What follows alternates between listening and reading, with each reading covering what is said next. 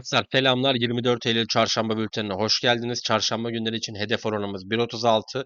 Bunu karşılayacağını düşündüğümüz, hatta çok da üstüne çıkacağını düşündüğümüz 3 tane maçımız var. Her maçlara geçmeden öncesinde her gün saat 4'te analist ile beraber ertesi günün maçlarını enine boyuna konuşuyoruz, sohbetimizi yapıyoruz ve tahminlerimizi paylaşıyoruz. Bahis eğitim serimizi artık bitirdik. Onu hayata geçirme vakti. İzlemeyenler ise oynatma listelerinden bahis eğitimlerine bakarak daha bilinçli, daha düzenli, daha sistemli bir bahis oynayıcısı, bahisçi olabilir diyelim. Az önce saymış olduğum içerikleri kaçırmamak için sizler de kanala abone olup bildirimleri açabilirsiniz. Beğenileriniz bizim için kıymetli. İddia seven, bahise merakı olan insanların karşısına bu içeriklerin çıkmasında sizler de beğeni bırakarak bizlere destek olabilirsiniz diyelim ve haydi gelin maçlarımıza geçelim. Çarşamba gününden ilk maçımız UEFA Avrupa Ligi başlıyor. UEFA Avrupa Ligi'nde Midtjylland Sturm Graz'ı ağırlayacak. Öncelikle bir Midtjylland cephesine bakalım. Şu anda ligde 3. sıradalar. 8 maçta 21 gol atıp kalelerinde 12 gol gördüler. Yani hücumcu bir Midtjylland var diyebiliriz. Özellikle Wonderkid'lerinden Diju oldukça formda. Avrupa Ligi arenasında ise elemeleri rahat geçtiler. Sırasıyla Hibernia, Fredrikstad ve Kupion'u rahat geçip lig aşamasına kalmayı başardılar. Şimdi Midtjylland'ın maçlarına baktığımızda Forest, Tel Aviv, Celtic, Roma, Genk, Brann ve Zagreb'le oynayacaklar.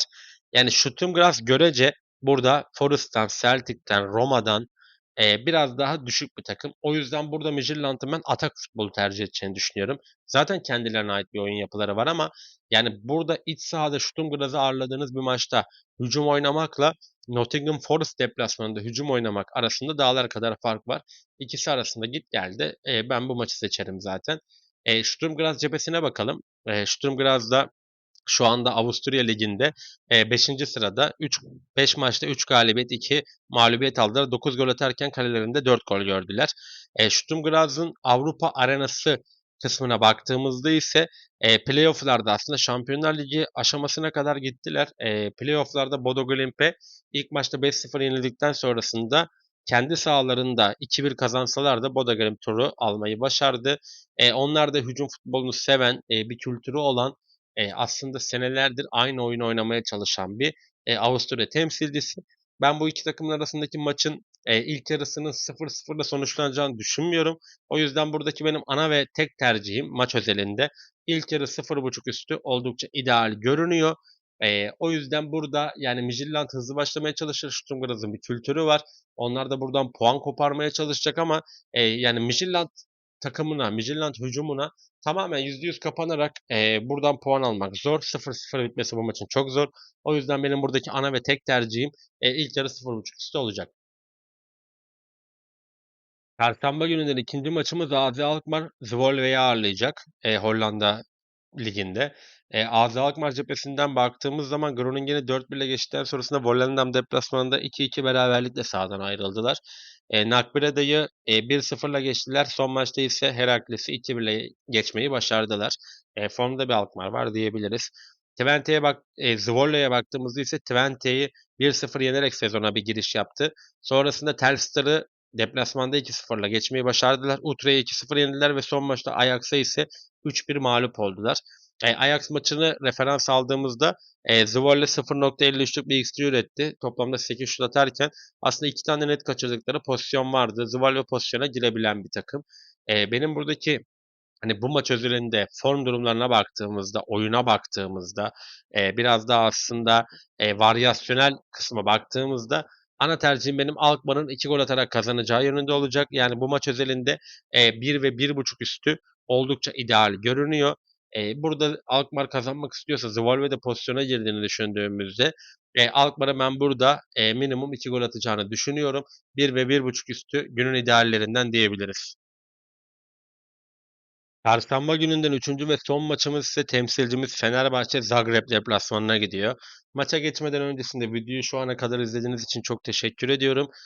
Şu ana kadar beğeni bırakmadıysanız bir beğeni bırakmanızı rica ederim. Ki aslında iddia ile bahisle ilgilenen insanların karşısına bu videolar çıkabilsin. Abone olmadan izliyorsanız da her gün gelen analist videosunu kaçırmamak için abone olup bildirimleri açabilirsiniz diyelim ve haydi gelin Zagreb'e geçelim. Şimdi Zagreb deplasmanına baktığımız zaman Zagreb Lig'de ilk 4 maçını kazandıktan sonrasında Varazdin ile 2-2 berabere kaldı ve Gorica'ya son maçta 2-1 mağlup oldu. Yani oyun kültürü olan bir Zagreb var. Buralara gelen bir Zagreb var. Şampiyonlar Ligi'nde, UEFA'da süre alan, maç oynayan, bu tecrübesi olan bir Zagreb var. Fenerbahçe cephesine baktığımızda ise yani Alanya şoku var Fenerbahçe'de. Özellikle son dakikada İrfan Can'ın yediği golle beraber aslında takımda biraz dengeler dağıldı. Bir kongre süreci var. Tedesco daha hiçbir şey katamadı. Evet, çok yeni ama bir dokunuş görürsünüz ya teknik direktör ilk geldiği zaman. O dokunuşu açıkçası göremedik diyebiliriz. Fenerbahçe gol yiyor yani bu sene. Her ne kadar Skriniar orada diri durmaya çalışsa da Fenerbahçe gol yiyor. Fenerbahçe'nin UEFA maçlarında bir göz atalım fikstürüne.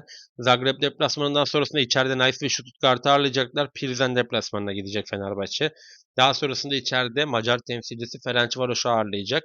Bran deplasmanı Aston Villa'yı ağırladıktan sonrasında son maçta Steaua Bükreş deplasmanıyla aslında Avrupa Ligi'nin elemelerini kapatacak. Şimdi bazı maçlarda yani burada Stuttgart maçı zor geçer. Aston Villa maçı zor geçer. Her ne kadar görece kolay görünse de Bran çok aktif bir takım. Bran maçı zor geçebilir. Baktığımız zaman özellikle Zagreb'i, Pilsen'i, Steaua Bükreş'i yenmek zorundasın. İçeride Ferencvaros'u yenmek zorundasın ki 12-13 puan yapıp kendini yukarıya atabil.